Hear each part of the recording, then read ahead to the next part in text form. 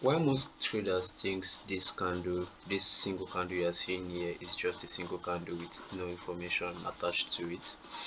In this video, I'm going to be breaking out to you how this candle right here is responsible for every structure, every break of structure, every liquidity sweep you see on the lower time frame. Now, what do I mean by this? I've talked about the types of time frame we have. We have yearly, 5 years, 2 years, 1 year, daily, monthly, weekly, 4 hours. Pick your choice, anyone you want, right? Now, for every time frame that is higher than the previous one, I think the 1 second time frame should be the lowest time frame. But even if a 5 minute candle time frame, if any candle you see on the 5 minute time frame is like 5 candles on the 1 minute time frame, same thing goes for the daily time frame. If you see one daily candle, if you go to the 5 minute time frame, you will see multiple candles representing that daily candle that you marked out. Now, I want to talk about how this daily candle interprets or is being interpreted on the lower time frame in this video. So let's get to it. Now, before I continue, I should point this out. There are two parts of a candle. I've talked about the anatomy of a candle where we have the open, close, high and low, right? But there is also another part where we have the liquidity point of a candle. Now, for a bearish candle, that is a candle that's closed bearish. That means the sellers were in control for that period. Below it, which is the low, we have the primary draw on liquidity.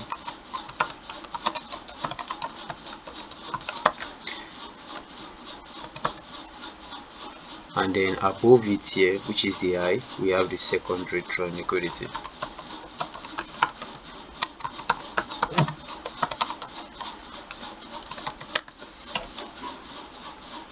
So, with the knowledge of this in mind, and for the bullish candle, let me point this out too. For the bullish candle, this high right here is the primary, and this low right here is the secondary. But since we are going to be using a bearish candle for our case study, just you'll be using it vice versa for a bullish candle, whatever I teach here or explain here. Now, if we are bearish, that means the sellers are pushing price downward. So if a day close bearish, we expect the next candle to also do what? Close bearish too.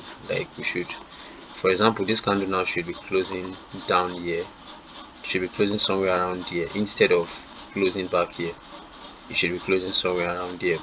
But because it failed to break structure, it failed to close below here, that means it's rejected. So this is what we call a sweep of liquidity.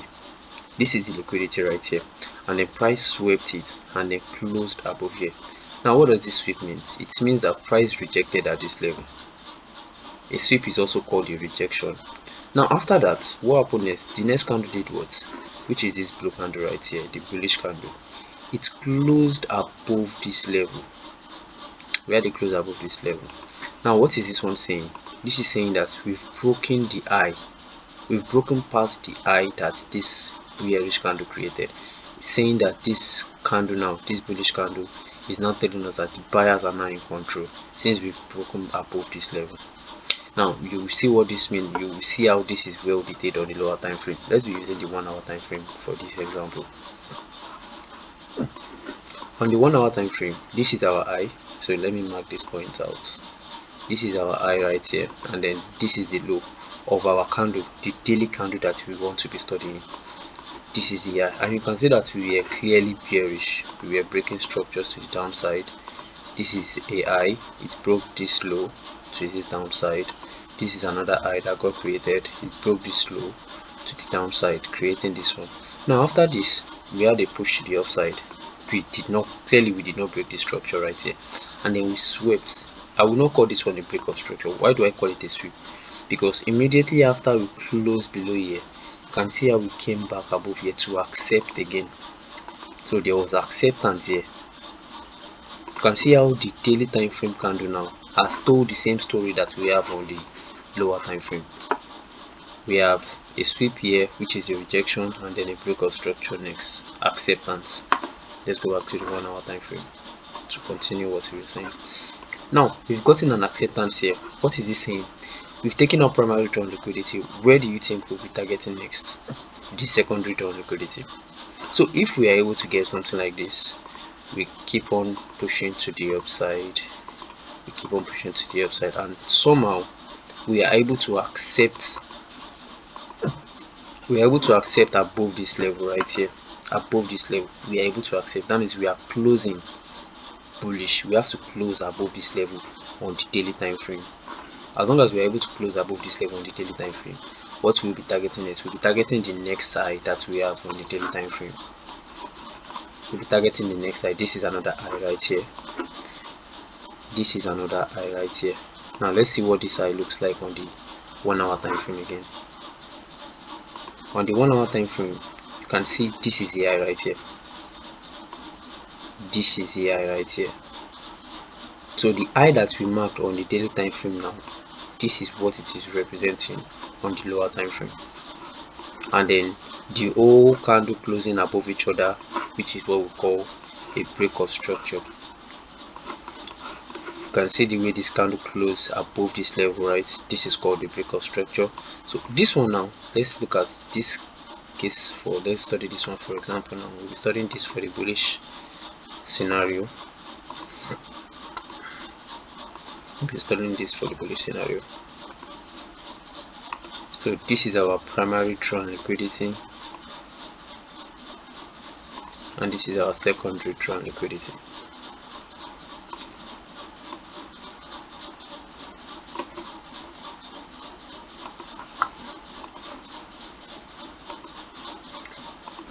Primary and secondary. Now after we closed bullish here, right, after we closed bullish here, what did the next candle do? This candle, you see that we were not able to take out this primary drawn liquidity. We have not taken it out yet. You can see that this candle, if you look at it, if you study it well, it has not taken this high out. We rejected. This candle rejected. So what is most likely to happen? If we are able to take out this one and then we close above it, we will continue the bullish scenario of the bullish movement. But if we close below this level, what is that story going to be telling us? Say somehow this candle is able to close somewhere around here. We close like this, bearish red candle. What is this story going to be telling us? That we've gotten a new direction that the market is following, that the sellers have been able to push price past the low that the bullish candle created. You understand what I mean now? Now let me explain, before I end this video, let me explain the logic between the primary draw and the secondary draw liquidity that we are talking about. For a, hold on,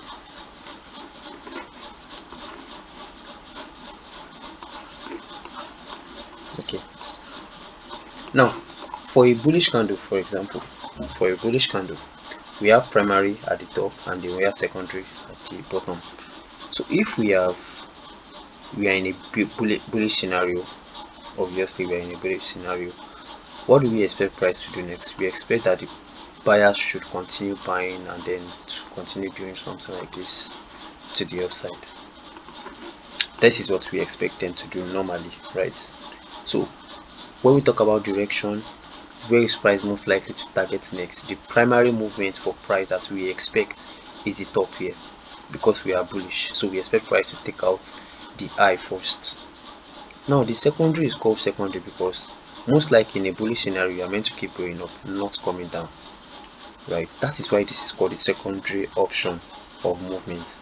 We know this is where price is most likely to go next in a bullish scenario, and then this is where price is most likely to go next if we reject to take this part here. If we reject to take this part and we see a good reason that sellers are now present in the market, we are going to be targeting the low next. For a bearish scenario, what does it explain? So we have the primary below, we have the secondary above. At the top here, let's say this is where we closed, right? What do we expect price to do next? We expect price to create another candle like this, because obviously the sellers are in the market, so we should keep on selling, right? So we are expected to take out this low here. But if eventually we did something like this, we rejected like this, let's say we rejected in a way like this, what's this? We rejected like this, and then we closed above. Now what is this story telling us? It's telling us that the sellers are unable to push price below this level They are ready to push price below this level, and the buyers are taking control, rejected it and pushed it back up here. So what is most likely to happen next? If the buyers are going to be in control, where are they going to be targeting next? The secondary draw liquidity. So that is why we have something like this next. Most likely this is the scenario that happens, and this is what we call the candle range theory. The range of a candle, the difference between the high and the low for a bearish scenario, which is the secondary and the primary, is called a range. So this point is the range, right? We are meant to move out of the range. We are meant to be breaking structures to the upside or to the downside. So this is a structure. This point to this point is a structure that has been created. If you look at, let's mark another candle on the daily time frame. For example, I'll be using this weekly candle.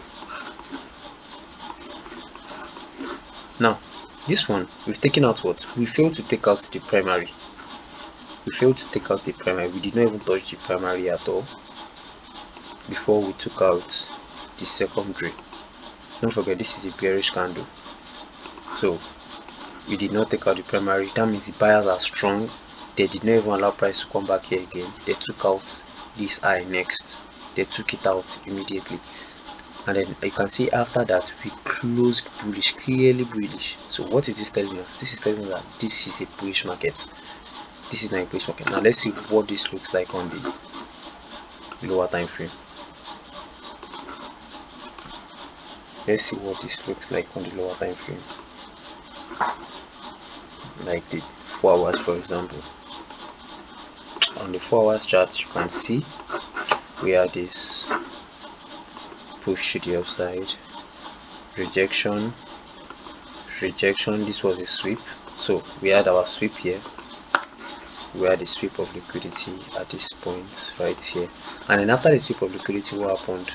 We started breaking structure to the upside. We broke this high first, then created this low, broke this high next, created this low, then went as far as up here till where price is currently, to the current market price. You can see how this is now explaining the bearish and the bullish movement, well detailed on the lower time frame. So even without coming to the lower time frame, because most of the time now when we say we open our candle, our chart now, and then we see candle 1 bearish, candle 2 bearish, candle 3 bearish, we can easily tell ourselves that okay, this is a bearish market, right? So we are expected to be buying, and this is a bearish market, so we are expected to be selling. But then if you come to the daily time frame, you will most likely see that that move might not even be, let's see,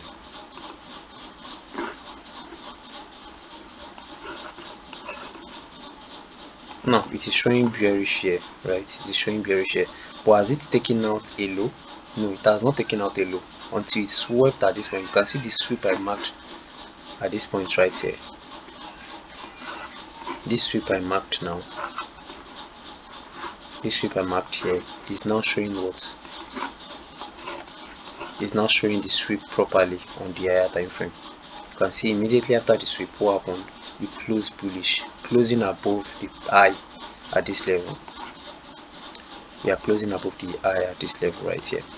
So if you are able to define what is happening on the time frame, on the higher time frame, understanding the structure on the lower time frame will become much more easier for you. But if you do not understand what is going on the higher time frame, you can see the sweep again still showing itself.